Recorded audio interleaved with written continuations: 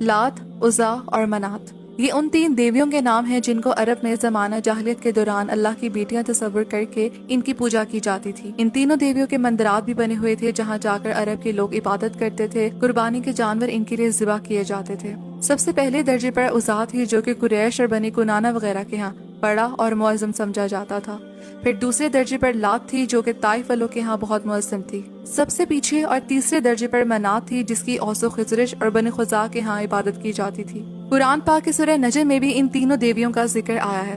تو کیا تم نے دیکھا لات اور عزا کو اور تیسری منات کو؟ قریش مکہ اور ان کے حلیف جب دونوں معاہدہ صلح حدیبیہ پر قائم نہ رہے تھے تو اس کے جواب میں نبی صلی اللہ علیہ وآلہ وسلم نے اچانک حملہ کر کے مکہ معظمہ بڑی آسانی سے فتح کر لیا تھا اور خانہ کعبہ میں موجود 360 بت توڑ ڈالے تھے۔ عرب کے تمام علاقے جہاں کوئی بت اور اس کے ٹیمپلز مندرات موجود تھے انہیں ختم کرنے کا کام شروع کیا۔ اسی وجہ سے نبی صلی اللہ علیہ وآلہ وسلم نے حضرت خالد بن ولید رضی اللہ تعالیٰ کو وادی نخلہ میں موجود عزا بت کو ڈھانے کا حکم دیا۔ اسی طرح حضرت سعد بن زید کو منات دیوی کا مندر ختم کرنے کے لیے بھیجا گیا۔ لات دیوی کا مندر مسمار کرنے کے لیے مغیرہ بن شعبہ کو بھیجا گیا اور اس طرح تمام بت اور ان کے مندرات کو تباہ کر دیا گیا تھا۔ اب خبر یہ ہے کہ کئی سعودی سوشل میڈیا اکاؤنٹس قدیم عرب کی دیویوں کو کنگڈم نیشنل ہیریٹیج کے طور پر پروموٹ کرنے کا مطالبہ کر رہے ہیں۔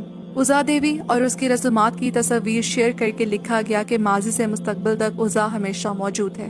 ہم بطور سعودی اپنے ماضی سے ایک گہرا تعلق رکھتے ہیں، اس سے کوئی فرق نہیں پڑتا کہ ہم مسلمان ہیں یا نہیں، یہ عرب کی تاریخ ہے۔ عزا کے ساتھ لات اور منات کا ذکر بھی کیا گیا اور کہا گیا کہ یہ 3 ہماری قدیم تاریخ اور خواتین کو با اختیار بنانے کی علامت کے طور پر ہیں۔ ہمیں اپنی تاریخ پر فخر کرنا چاہیے۔ ان اکاؤنٹ سے یہ بات بھی جسٹیفائی کرنے کی کوشش کی گئی کہ بچیوں کو قبل از اسلام شرم کی وجہ سے قتل نہیں کیا جاتا تھا، بلکہ اس کے بجائے لڑکیوں کو قربانی کے طور پر پیش کیا جاتا تھا، اور اس سارے پروپیگنڈے کو ہسٹری اور نیشنل ہیریٹیج کے تحفظ کا نام دیا جا رہا ہے کہ سعودیوں کو اپنے ماضی کے تمام پہلوؤں پر فخر کرنا چاہیے۔ جن دیویوں کا ذکر میں نے اوپر کیا تھا لات اور عزا، ان کے بارے میں نبی صلی اللہ علیہ وآلہ وسلم نے فرمایا تھا رات اور دن کا نظام اس وقت تک ختم نہیں ہوگا جب تک لوگ لات اور عزا کی عبادت پر اکتفا نہ کریں۔ اسی حدیث میں آپ صلی اللہ علیہ وآلہ وسلم نے فرمایا کہ پھر اللہ تعالیٰ ایسی خوشبودار ہوا بھیجے گا جس کے ذریعے ہر وہ شخص مر جائے گا جس کا اس پر رائی کے دانے کے برابر بھی ایمان ہوگا، اور وہی لوگ زندہ رہیں گے جن کے اندر کوئی بھلائی نہیں ہوگی، اور لوگ اپنے آباؤ اجداد کے دین کی طرف پلٹ جائیں گے۔